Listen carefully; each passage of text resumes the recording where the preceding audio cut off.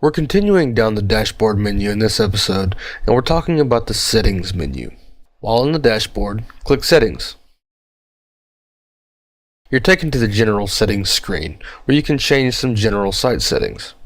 Here, you can change the site title and tagline, the WordPress address and site address. It's important to know about these and the difference between them. Your WordPress address is the actual URL of your WordPress site.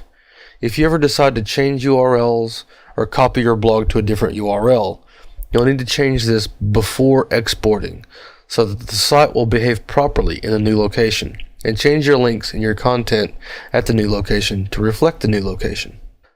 The site address URL specifies the parent URL if you have WordPress installed in a subdirectory.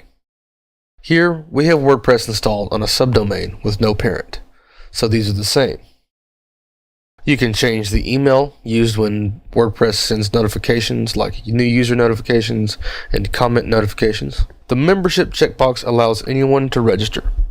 If this isn't checked, any user accounts will have to be created manually. You can set the default new user role. It's a very bad idea to change this, especially if anyone can register. You can set the time zone here as well. It says to set it to your own time zone, but I recommend setting this to the time zone in which the server itself resides. Below that, you can change the date format between these options, or even use your own custom format. You can set the time format as well. And finally, which day the week starts on. Some countries display their calendars differently, and this facilitates customizing your calendar according to that. Now that we understand general settings, let's drop down to the writing settings.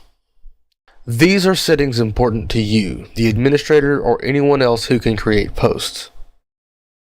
You can choose to convert emoticons like smiley faces to graphics on display instead of their original text. This is purely aesthetic and completely up to you. Some people prefer graphics, some prefer old school text emoticons. This is one of those personal choice options. Again, we have the press this button. WordPress really likes this feature, and so should you.